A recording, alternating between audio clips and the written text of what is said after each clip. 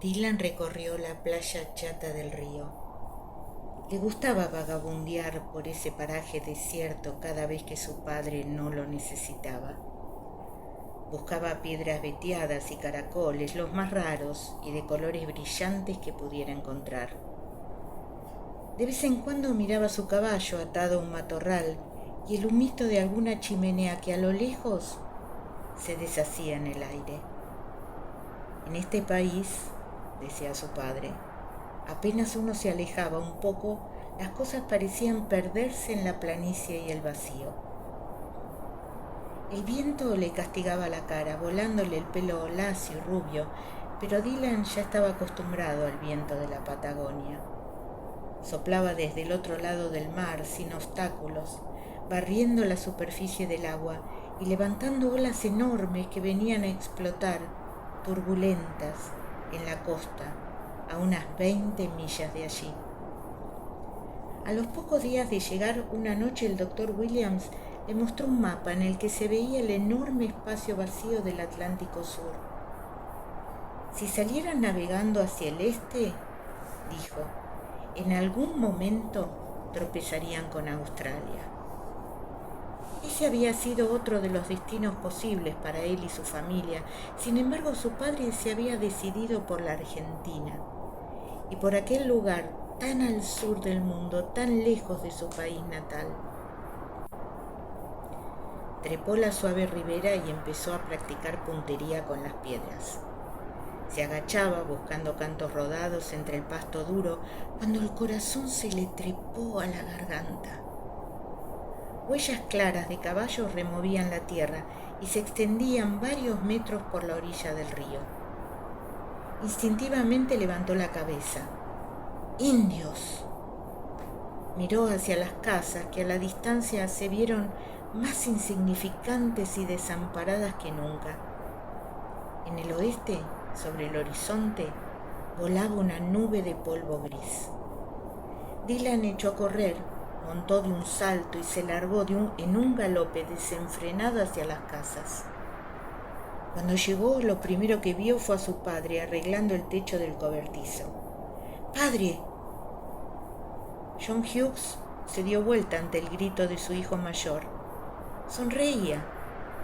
Dylan, ¿qué te pasa? ¿Viste un fantasma? Padre, indios.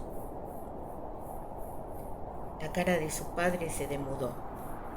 De inmediato dejó las herramientas en el suelo y lo tomó por los hombros. ¿Dónde? ¿Estás seguro? Huellas de caballos cerca del río, unos 5 o 10. Después van para el oeste. Su padre reflexionó un momento. No digas nada en la casa, ni a tu madre. A ella menos que menos. ¿Comprendiste? Acongojado por la preocupación de su padre, Dylan solo pudo mover la cabeza, sintiendo. Su madre daría a luz en cualquier momento y aquella sería una noticia terrible. Con expresión sombría, su padre miraba al sudoeste, el lugar por donde, según los habían prevenido las autoridades de inmigración en Buenos Aires, podían aparecer aquellos extraños llamados tehuelches. ¿Sería posible que intentaran algo? Sin quitar la mirada del horizonte, su padre habló. Corre a lo del doctor y a solas le cuentas lo que has visto. Cuando vuelvas a casa dices que Williams me llama para hablar de algo. Así no inquietamos a tu madre. ¡Corre! Dylan saltó limpia la valla y en segundos cubrió los 100 metros que separaban su casa de la del doctor Williams. Cuando entró, la señorita Jessie se estaba despidiendo. Con una gran sonrisa el doctor dijo, ¿qué? ¿Tu madre ya...? Dylan dijo que no era eso y siguió al doctor dentro del cuarto que hacía de recibidor, dormitorio y sala de consulta. Atropelladamente dijo lo que su padre le había ordenado. En silencio, el médico se acercó a la ventana y miró en la misma dirección que su padre. Dylan también miró el paisaje desolado. ¿Qué podrían hacer ellos, pacíficos colonos, en caso de que los indios atacaran? Ni siquiera tenían caballos suficientes para que las mujeres huyeran. ¿Y a dónde? El poblado más cercano estaba a cientos y cientos de millas. El miedo lo hizo tiritar, pero no dijo nada. Fue el doctor quien habló. Que tu padre venga en una hora. Voy a buscar a los demás para decidir qué hacer. El doctor lo miró. Hijo, ¿estás seguro de que eran indios? Sí, señor, dijo Dylan. Bueno, tal vez nos estén observando, tal vez tengan curiosidad. El mes que viene hace un año que llegamos y jamás los hemos visto. No siempre hay que pensar lo peor. Le dio una palmadita en la cabeza y lo mandó de vuelta. En su casa, su padre cerraba las cercas del corral de las ovejas. Su madre preparaba el té en la enorme cocina de hierro y sus hermanos más chicos jugaban en el piso con la caja de los soldados. Todos estaban igual, pensó Dylan, y sin embargo todo había cambiado.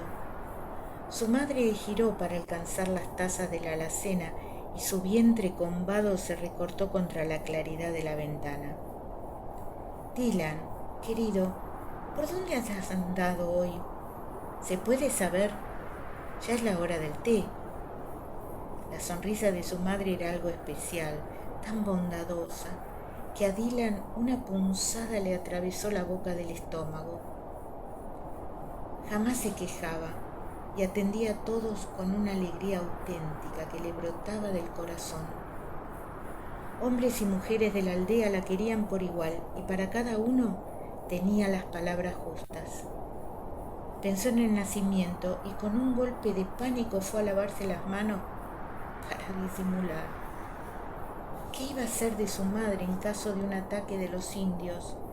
¿Y si justo era el momento en que su hermano pedía nacer? Sin duda su padre y el doctor Williams y los demás sabrían qué era lo mejor para todos. Tal vez las cosas fueran como dijo el doctor y no había de qué preocuparse. ¿Te pasa algo, Dylan? La cara de su madre se asomaba por el marco de la puerta. Nada, madre. Vengo de la casa del doctor. Dice que padre vaya, que quiere hablar de algo con él. Y enseguida agregó. Dijo que yo también fuera. ¿Ah, sí? Entonces eran cosas importantes que deberán tratar los hombres solos. La cara sonriente, cariñosamente irónica de su madre desapareció. De la cocina llegaba un delicioso aroma a torta recién horneada, la torta que hacía su abuela. Aquí, casi al fin del mundo, así le parecía a Dylan por el viaje tan largo que habían emprendido, su madre y las demás mujeres se afanaban por preservar las viejas costumbres de su país. Un rato después, con un trozo de torta en la mano, Dylan trataba de seguir las grandes zancadas de su padre. En lo del doctor ya estaban los hombres del pueblo reunidos. El fornido Nash, el herrero, James Douglas, que tocaba el violín, Brannan, el sacerdote, los hermanos Buck y Stephen Lenahy, el maestro O'Neill, el carpintero Ned McAllister y todos los demás. En el centro de la rueda, de manera solemne, Dylan repitió por tercera vez lo que había dicho. Después del relato, se hizo un pesado silencio. ¿Cuántos caballos tenemos? Nash fue el primero en hablar. Hicieron la cuenta interrumpiéndose. La suma había dado 23 caballos. Pero ¿y las mujeres y los niños pequeños? ¿Y si uno de nosotros va a avisar, a pedir ayuda? ¿Cuánto toma eso en este bendito país? Serían días hasta que llegaran los refuerzos. Señores, la voz gruesa y sonora de Buck Lenahy. Veamos lo principal. ¿Con cuántas armas contamos? Sí, eso es verdad, corrió el maestro O'Neill. A ver con qué contamos para defendernos. Las voces se alzaron haciendo cuentas del armamento, de los carros y de todo lo que en el mínimo pueblo pudiera usarse como defensa, escape o pedido de auxilio. Calma, calma, señores, debemos permanecer calmos, y si no nos atacan, si solo sienten curiosidad con nosotros, como nosotros por ellos, si solo tratan de establecer algún contacto, alguna comunicación. Los ojos agrandados de Dylan miraron con agradecimiento al doctor. Sí, eso era perfectamente posible. ¿Por qué pensar solo lo malo? John, ahora Nash el herrero se dirigía a su padre, que con la mirada taciturna clavada en el piso había seguido las palabras del doctor. ¿Qué dijeron las autoridades de inmigración? ¿Que eran indios sanguinarios? No fue eso, creo, lo que nos dijeron. No, no fue eso. Tampoco lo podían asegurar al 100%. El viento del atardecer ululaba en la chimenea dándole un tono todavía más sombrío a la conversación. Pronto se haría de noche. La voz tranquila de su padre continuó. Son los dueños de esta región desde que se tiene memoria. Se han hecho tratados. El gobierno a veces les ha pagado por sus tierras, muchas veces no. Recorren todo el territorio, desde los Andes hasta la costa y de norte a sur. Es posible, es casi seguro que nos hayan observado desde que pusimos el pie aquí. Y es posible también que quieran acercarse. ¿Con qué fin? No lo sé, pero es urgente estar preparados para lo que sea. Esta noche debemos armar una guardia que recorra el perímetro de la aldea. Haremos turnos y todos debemos estar alerta. A la menor alarma reuniremos a las familias en la iglesia y nos encerraremos allí. Por ahora no alarmemos a las mujeres, todavía no es necesario decirles nada. Los hombres estuvieron de acuerdo con lo dicho por John Hughes. Un momento después volvían a sus casas. Esa noche Dylan tardó en dormirse. A la madrugada un sonido brusco lo despertó. Quedó expectante, sentado en la cama, en la oscuridad. Sus hermanos dormían mecidos por el cuchicheo monótono del viento en la ventana. Sigilosamente caminó descalzo y se asomó a la cocina. El corpulento perfil de su padre se recortaba en la luz de la luna. Sin decir nada, Dylan volvió a acostarse. Al día siguiente, los que habían hecho la guardia informaron que nada normal había sucedido. Por la tarde hubo revuelo en la casa. Su madre sintió los dolores de parto y Dylan corrió a buscar al doctor. Cuando volvieron a entrar en la casa, su padre calentaba ollas de agua sobre la cocina. No bien hizo pasar al doctor, lo mandó a que llevara a sus hermanos a lo de la señorita Jessie y que esperaran allí. Antes de salir, Dylan miró a su madre. No te preocupes, le dijo con su inalterable sonrisa.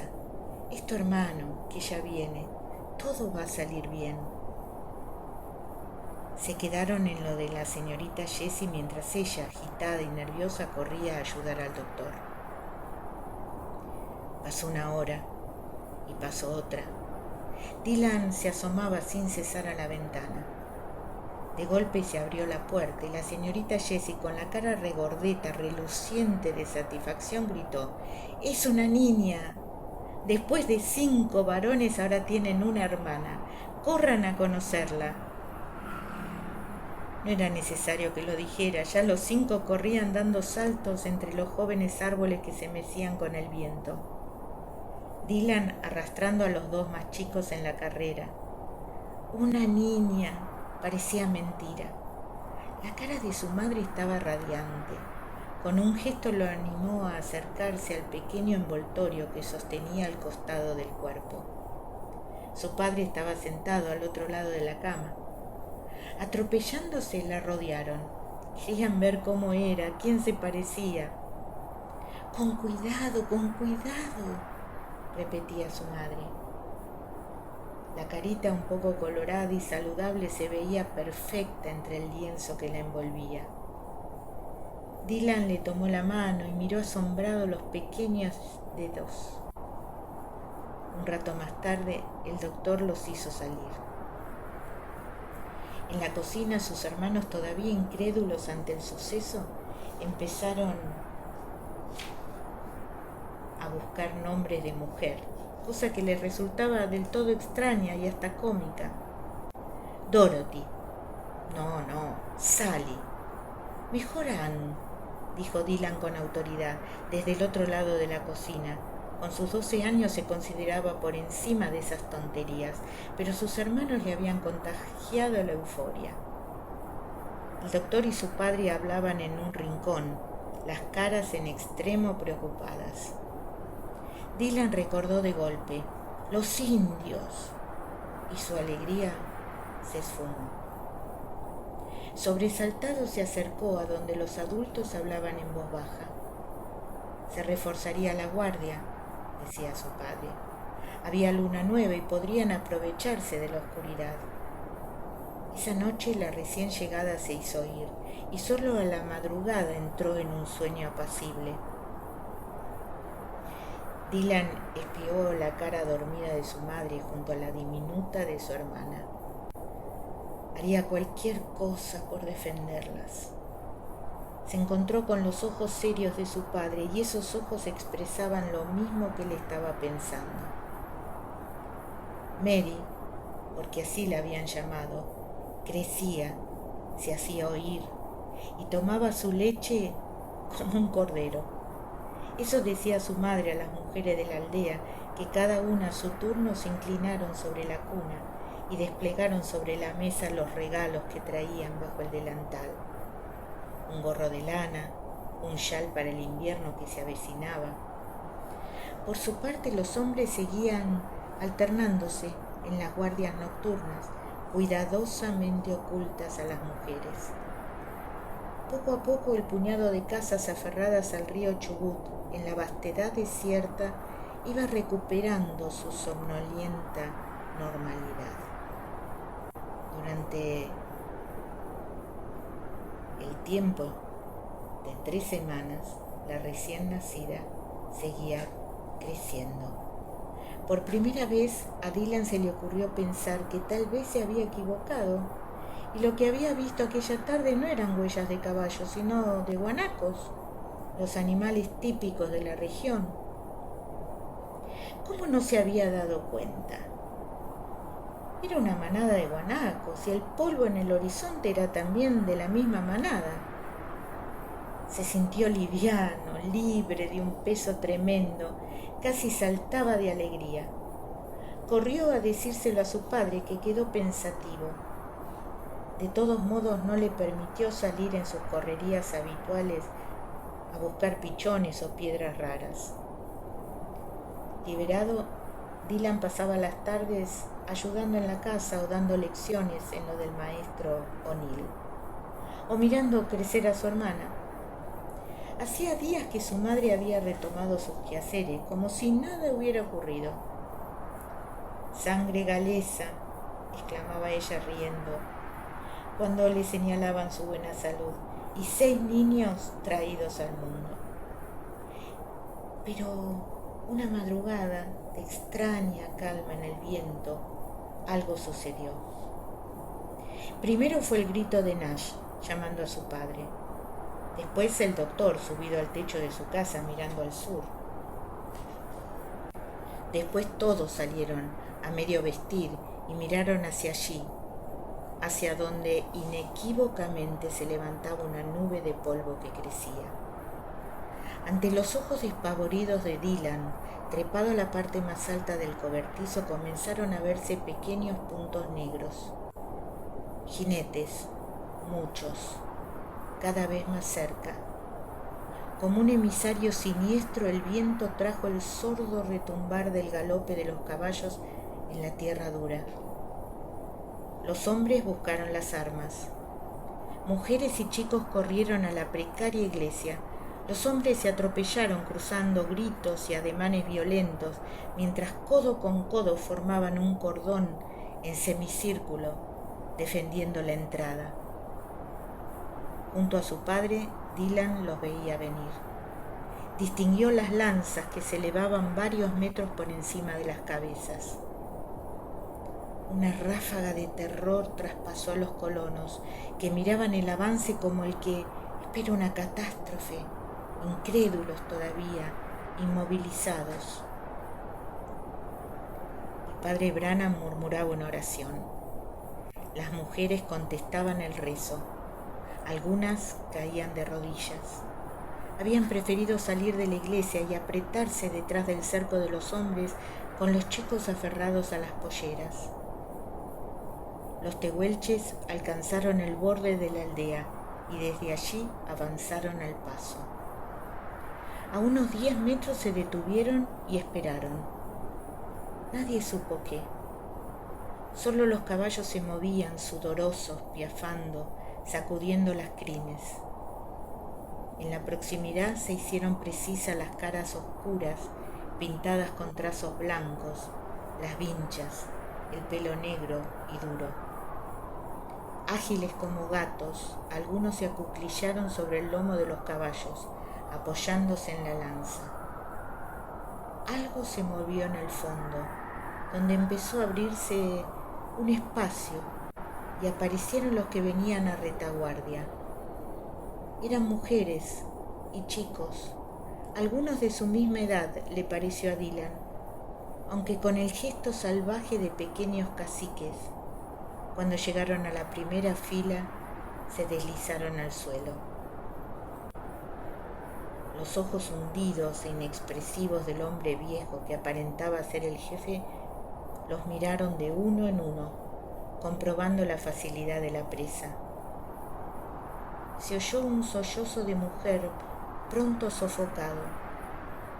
Como guiado por Dylan se estremeció al escuchar el llanto de su hermanita, calmado por los susurros de su madre. Sin ninguna señal de connivencia, varios indios desmontaron de un salto y avanzaron. Instintivamente las mujeres se apretaron más contra las espaldas de los hombres, que levantaron los codos y martillaron las armas. Los tehuelches se detuvieron, pero muchos otros se lanzaban al suelo y venían atrás. Nadie supo qué iba a pasar. Un pensamiento de espanto paralizó a hombres y mujeres de la aldea. Sería aquello, al fin, una matanza.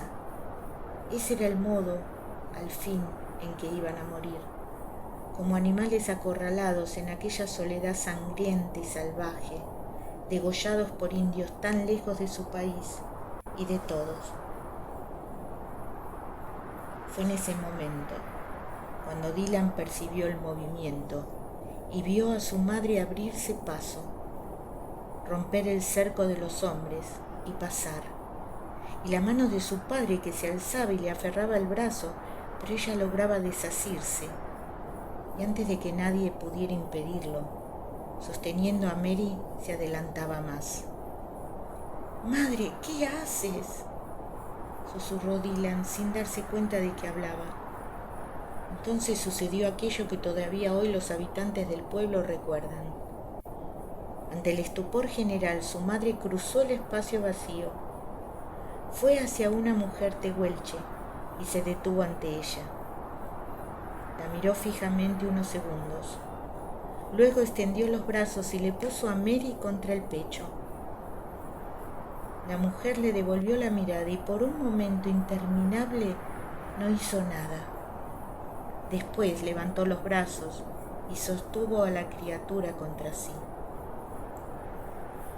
Con dedos delicados corrió el rebozo y miró la carita. La escena quedó inmóvil. Nadie se movía ni casi respiraba. Solo el delgado y frío viento patagónico iba de una cara a la otra, de un cuerpo a otro, y jugaba con plumas y sombreros de indios y blancos. Uno de los tehuelches hizo un gesto. Levantó la mano a la altura de la cabeza. Dylan vio a su padre bajar lentamente el arma. Uno a uno los colonos hicieron lo mismo. Ahora era su padre quien cruzaba la tierra de nadie, barrida por el viento, y acercándose al hombre que había hecho el saludo le tendía la mano. Detrás de él fueron los demás hombres de la aldea. Dylan no podía quitar la mirada de su madre y la mujer tehuelche.